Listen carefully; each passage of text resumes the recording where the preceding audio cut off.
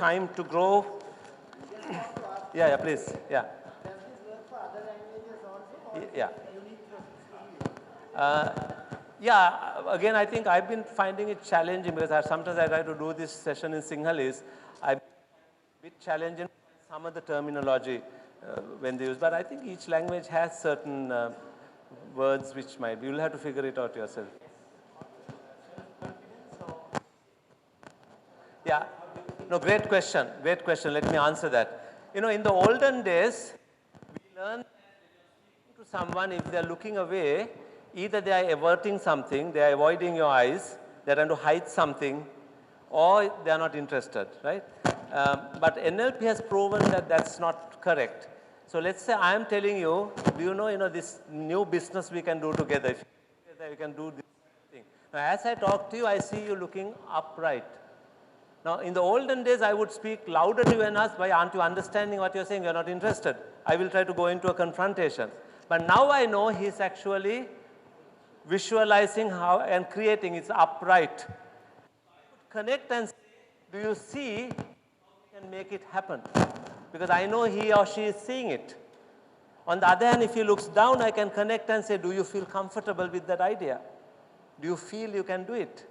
So you could use terminology to connect at the people there. So it's not that they are avoiding or hiding, they're just seeing, thinking about it, they're visualizing or whatever it is. Okay? So it's a great question. Yeah, thanks. Yes. Sorry. Yeah, generally the thing is this, some people would like to close your eyes and talk, but then you need to try to figure out with other things like the type of words they use and all that, where you can't see the eye movement. But that happens sometimes. Very few anyway, very rare situation. Sorry? I have that problem. Okay. Okay. Maybe you're more focusing, that's why your eyes are closed. But that's fine. Okay, so let's go to the next one. This is a time management tool. I'm sure you might find it important to understand, to manage your time sometimes. Are you time challenged sometimes? So let me take you through this. Lester, can we get this erased? So until that comes on, 4 boxes, all the activities of your life can be put into the 4 boxes. So let me tell you how to put some words into those boxes. On the x-axis, you can write forced to do and choose to do. Okay? So if I can find some, you're going to get it erased. Yeah. So on x, you can write forced to do, choose to do. And on the y-axis, you can write purposeful, unpurposeful. So let me explain what that means. Thanks.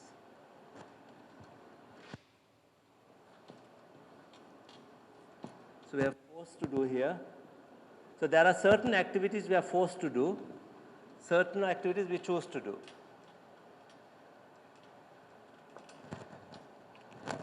And on the y-axis, we can say purpose related, purpose unrelated.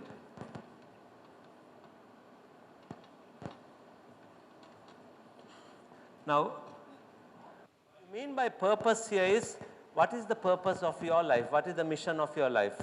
Your purpose is to achieve something. In fact, normally in our sessions, we first help you to write your own purpose before I come to this, but given the limitation in time, I haven't gone into it. However, if you, I will give you my website addresses that you can go and find how to do the purpose itself. Contents are there, which is free of charge. Of course, some of you have got the book. The book has, again, a chapter on how to find the purpose. This book is all about how you program your mind. And when the title is a bit misleading. When you say a better way to sell, it's actually selling yourself, selling yourself as a personality, how you, inspire people, how you influence people. So that's why we call about. So anyway, you will find, or you can find in the web how to find a purpose. Purpose basically means what is your personal mission statement. NLP found that all successful people had their own mission statement. What are they going to become one day?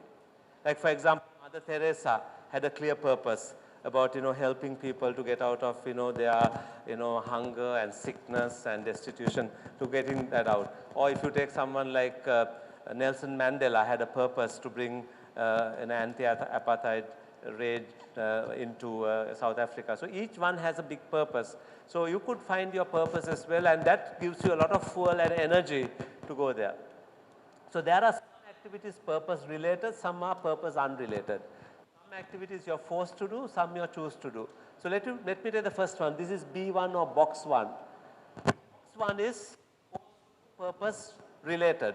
So can you give me some examples of what are the activities in your life which you're forced to do by someone else or by society, by government, by law, or whatever it is you're forced to do, but it is good for you, it's purpose related.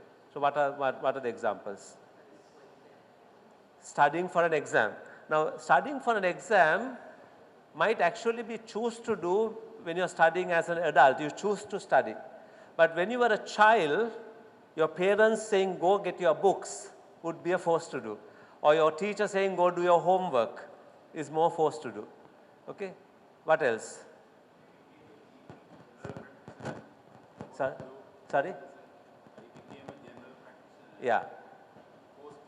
Yeah. Okay, so in your situation, it was a forced to do thing. For some others, it may be a choose to do. But then after you become a general practitioner, following all the rules and regulations in that practice is a force to do. You know, something, there's a framework, things you can do, you can't do, all that is there, that is a force to do. Correct? So here is basically like following the traffic rules, paying your taxes, paying your bills, following your regulations, you know, ethical guidelines or whatever it is, all those can be forced to do. Like say you're connected to some hospital and you have to start your channeling at a particular time. So you're forced to go because that is set by them. Okay, at 10 a.m. you have to start, you have to be there. You're forced to go there at 10 a.m., which means you're forced to wake up at a particular time. Okay, so those are all forced to do. Are you with me? Right. Let's look at things you are choose to do purpose related. What are the things you can choose to do? So as you said, maybe studying. So things to do with your knowledge and skill can come with knowledge. What else? What are the things you choose to do on a day-to-day basis? What about your health? Exercises, food. So things you do to look after your health can be here. So having a lifestyle where you have, you know, proper exercises and all that. What else? Your spiritual side, right? Doing your, you know, religious rituals, prayers. Even if you are not a spiritual person, religious person, but still a spiritual person, you're doing things like meditation, helping people. So basically, spiritual work can come here. Then relationships, working on relationships with your family, with your friends, with your colleagues, with your, you know, patient fraternities, or everything you do to build relationships, you know, helping people, being nice to them, trying to understand them, all that can come here. You can also have emotions, your emotional development, like, you know, controlling your temper, emotional, and also you can have wealth, money. Things you do to generate financial freedom by investing some money, you get, you know, stuff like that. So all those can choose to do. So any activities falling into these areas can be box 2 broadly. There can be more, but this is broad areas. And all these, if you look at it, these are things you choose to do. Right? Then you take box 3. Box 3 are forced to do, purpose unrelated. What are the things in your life you're forced to do, but is not related to your purpose? Sorry? Weddings. Waiting in traffic. Okay. Waiting in traffic, yeah. You're forced to do, forced to stay there, nothing to do with your purpose. Right? And of course, sometimes people say like, you know, have you ever been to like a wedding wondering what am I doing here? You go there because your mother and father will say, no, you have to go for that wedding because, you know, when we got married, they came to the wedding, so you should go for their children's wedding or whatever it is. And you haven't seen these people, but sometimes you go. So sometimes there are social stuff you do for other people. Here we need to be able to say no sometimes in a respectful way. Now, sometimes I have situation, let's say my children get invited to a birthday party, right? Now, of course, our tradition is, okay, they go and the parents also go and everyone has a big party at the end of the day. Now, what I would do is normally I would send them, you know, wife will take and maybe the driver will drive them or whatever it is. I would maybe go to the gym, do whatever stuff I have to finish, and I'll go maybe for the last half an hour or 1 hour. You know, anyway, I have to eat somewhere, so I go, you know, wish them, give them a gift, and that half an hour, 1 hour I spend there sometimes more valuable than someone 4 hours getting drunk or whatever it is. I'll go there, you know, have dinner with them, have a good time, and bring the family home. So what I'm trying to say here is that you need to sometimes manage yourself, do some stuff which is important, not waste that. So that is B3, able to say no. If I can't go, I'll send a card or a gift, I still manage that. And finally, we are saying B4. B4 is choose to do, purpose unrelated. What are these things? Sorry? Holiday. Now, holiday is sometimes box 2 also. It depends on how you look at it. Because if you want once in a way to go relax, you know, rejuvenate yourself, but then if you're going on holidays every day, or you know, once a month you're on a holiday and neglecting everything else, that might be there. What else? I can't hear. Charity work. Charity work, again, depends on how you look at it. It can be here, but sometimes I think there is an impact here as well. By doing that, you know, it's some spiritual benefit you get, relationships, you know, it helps you to relax your mind. Here, generally what happens is basically bad habits, like maybe smoking, drinking, gambling, stuff like that. Sometimes watching endless hours of TV, watching those matches, sitting the whole day. I don't think you have this problem because you guys are so busy with your practice, you don't have time to do this stuff. But if you are teaching this to someone else, this is exactly what people do. We waste a lot of time on stuff like that, you know, TV watching and or just gossiping and just hanging out and stuff like that. That's B4. Now, tell me, if you are to be successful, out of the 4 boxes, which one should you finish first? B1, B2, B3 or B4? When you start the day, what do you finish off first? Some say B1, okay, why do you say B1? I said, what would you finish first? I think you have to finish B1, right? For example, you can't tell your patients, you know, you better wait, I haven't done my exercises today, so I'll come back later. You need to finish that first. So you have to, when you are forced to do in a particular circle, you might have to finish off the B1s first because there are others involved in it, okay? But where should you spend most of your time? B2. So B2 should be, and generally it is found that the most successful people spend 80% of their time in B2 and about 20% here. Now I know this looks like silly for you looking at it, but let me try to see how we can take something out of this. How many hours a week are you supposed to work? 40? Yeah. Okay, let's say 45, right? I'm sure it must be more for a lot of you, but let's say 45. How many hours are available in a week? 168. So even if you take that all your working time is B1, that is about 20%, and you still have 80% here. Even your sleeping time is B2, as long as you sleep for between 6 to 8 hours, that's a B2. If you go more than that, then it's beyond. Then you are going into a B4 situation. But I always say that even at work, you can do a lot of B2. Aren't you doing a lot of B2 at work all the time? Aren't you learning all the time? Aren't you teaching all the time?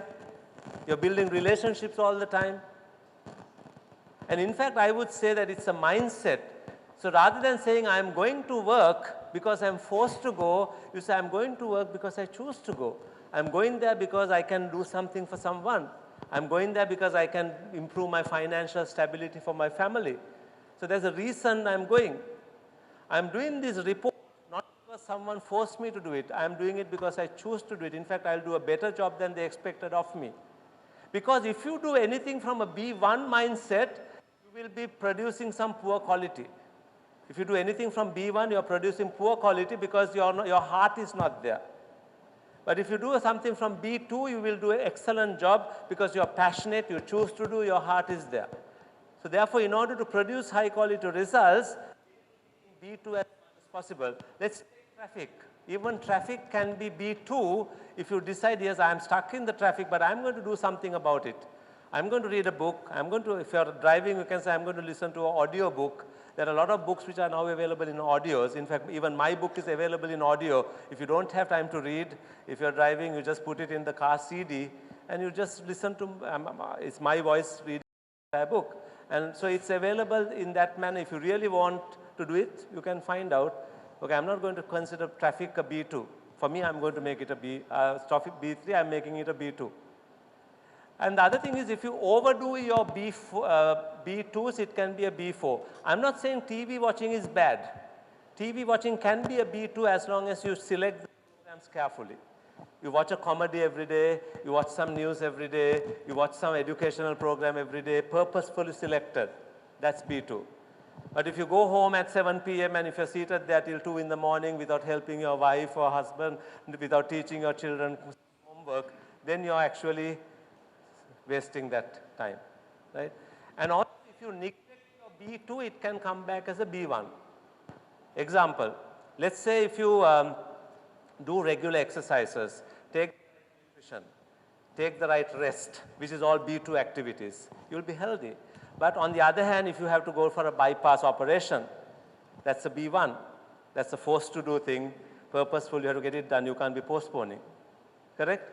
But if you had spent time looking after your health, bypass may not come, correct? Same with children. Let's say if you gave time to your children, taught them the values, were with them, they would become good citizens. But if you didn't do that, let's say, God forbid, any one of you, let's say one of the children gets into drugs, trying to take that child out of drugs is a B1. But if you have that B2 quality time to your child, they may not get into the drugs. Okay?